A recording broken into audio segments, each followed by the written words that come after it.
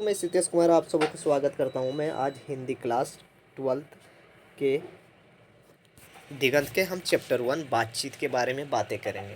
ये बातचीत एक ललित निबंध है जो कि बालकृष्ण भट्ट द्वारा लिखा गया है। तो यहाँ से एक सबसे पहले आपको याद रखने वाली बात आ चुकी है दोस्तों कि बातचीत किनके द्वारा रचित है, किसके द्वारा लिखा गया है। तो आपको याद रहना चाहिए बालकृष्ण भट्ट। तो आज इस चैप्टर के हम राइटर जो है, यहाँ हमारे जो लेखक है बालकृष्ण भट्ट के जीवनी के बारे में पढ़ेंगे। क्या क्या उनकी कहानी हुई, कैसे कैसे टोटली बातें करते हैं इस चैप्टर में। आप जैसे ही बोलते जाएंगे दोस्तों, आप लोग याद करते जाइएगा। आपके 2025 के लिए सारा बेबी ऑब्जेक्टिव कवर होते जाएगा। तो हम स्टार्ट करते हैं दोस्तों बालकृष्ण भट्ट जी के बारे में। तो सबसे पहला पॉइंट है कि बालकृष्ण भट्ट का जो कहता है कि जन्म हुआ था वो कब हुआ था। तो आप स्क्रीन पे देख रहे हैं 23 जून 1844 को कि इनका जन्म कब हुआ था। 23 जून 1844 को। अगर आपसे पूछेगा कि इसकी मृत्यु कब हुई थी तो वो हुआ था 20 जुलाई 1914 को। तो आपको यहाँ से 2 पॉइंट याद रखनी है कि इसकी जन्म कब हुई थी 23 जून 1844 और इनकी मृत्यु कब हुई थी 20 जुलाई 1914। तो आगे पढ़ते कि इसके निवास स्थान के बारे में। तो इसका जन्म कहाँ हुआ था तो इलाहाबाद उत्तर प्रदेश में हुआ था। यानी बालकृष्ण भट्ट जी का जन्म कहाँ हुआ था तो इलाहाबाद उत्तर प्रदेश में हुआ था। माता और पिताजी के बारे में थोड़ा देख लेते क्या दिया गया है कि माता का नाम जो दिया गया है वो पार्वती देवी एवं बेनी प्रसाद भट्ट। तो इनकी माता जी का नाम जो था, बालकृष्ण भट्ट की माता जी का नाम था वो था पार्वती देवी और इनके पिताजी का नाम था क्या है बेनी प्रसाद भट्ट। पिता एक व्यापारी थे और माता एक सुसंस्कृत महिला थी। कहने का सेंस उसके पिताजी एक व्यापारी थे, व्यापार करते थे। बालकृष्ण भट्ट के अध्ययन की रुचि एवं लालसा जगाई और उनके मन में बालकृष्ण भट्ट के पढ़ने की जो रुचि जगाई गई थी। अब इनकी शिक्षा की बात करते हैं कि उन्होंने क्या क्या शिक्षा ग्रहण की है। तो कहता है प्रारंभ में संस्कृत का अध्ययन 1867 में उन्होंने प्रयाग से मिशन स्कूल में एंट्रेंस की परीक्षा दी। कहने का सेंस क्या, उन्होंने संस्कृत का अध्ययन किया था स्टार्टिंग में। फिर उन्होंने 1867 ईस्वी में प्रयाग के मिशन स्कूल से उन्होंने एंट्रेंस एग्ज़ाम दी। इन्होंने क्या क्या इनकी पाया गया है, ख्याति है उन्होंने, उनके बारे में देखते हैं। थोड़ा सा देखिए, हम लोगों ने यहाँ तक कवर कर लिया है।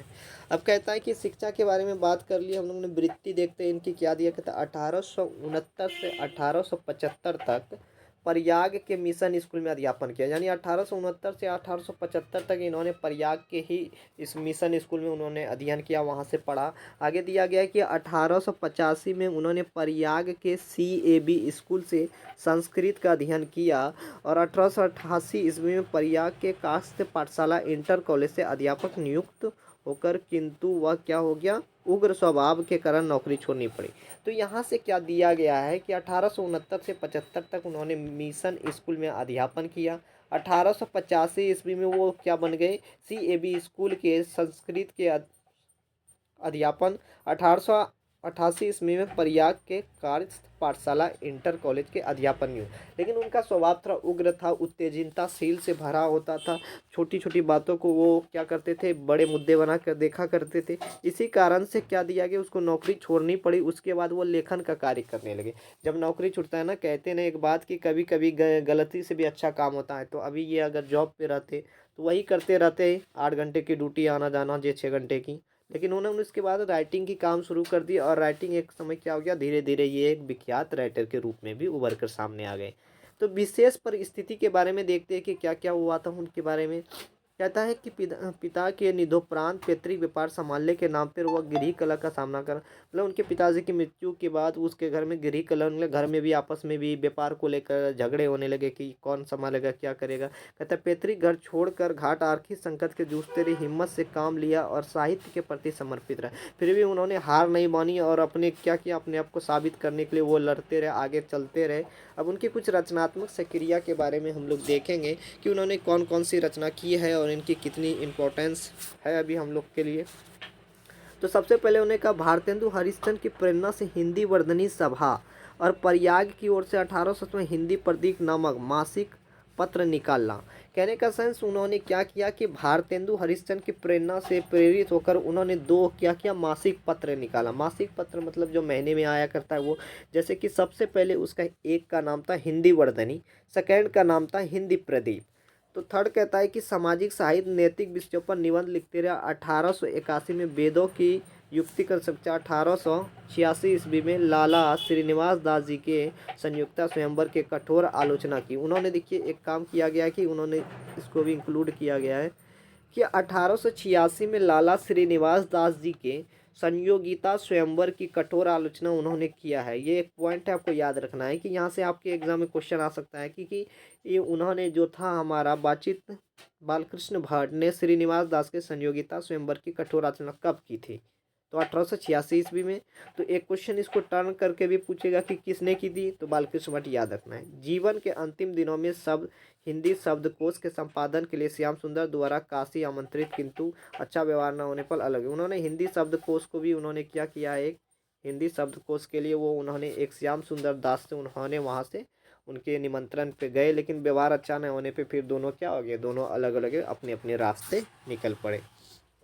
तो आगे देखते हैं अब हम रचनाएं के बारे में। उनकी रचनाओं के बारे में हम पढ़ते हैं कि उन्होंने क्या क्या कि इनकी रचनाओं को कुछ याद रखना, जैसे कि उपन्यास में उन्होंने रहस्य कथा, नूतन, ब्रह्मचंद्री, सौ अजान एक सुजान, ये बहुत इंपॉर्टेंट है दोस्तों। सौ अजान एक सुजान, बहुत बार ये क्वेश्चन में पूछा गया है कि सौ अजान एक सुजान किसकी रचनाकार है, तो बालकृष्ण भट्ट के द्वारा ये रचित है सौ अजान एक। जैसे कि रसाताल यात्रा, उचित, जैसे दक्षिण हमारी, सतभाव, ये सारा चीज़ है इनकी द्वारा। तो आपको ये सौ अजान एक सुजान को दिमाग में रखनी है।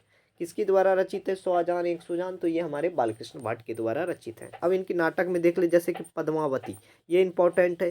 कृतानुजना, बेनी, संजार, शिशुपाल, नंद, दमयंती स्वयंवर, शिक्षादान, चंद्रसेन, सीता, क्या है, सीता वनवास, इसको भी याद रखना, सीता वनवास, पतित पंचम, मेघनाथ वध, कट्टर सुमकी, नकल, वीरना, उसके बाद भारत जाननी, ये सारी उनकी रचनाएं। आपको इसमें से कुछ याद रखनी, इंपॉर्टेंट।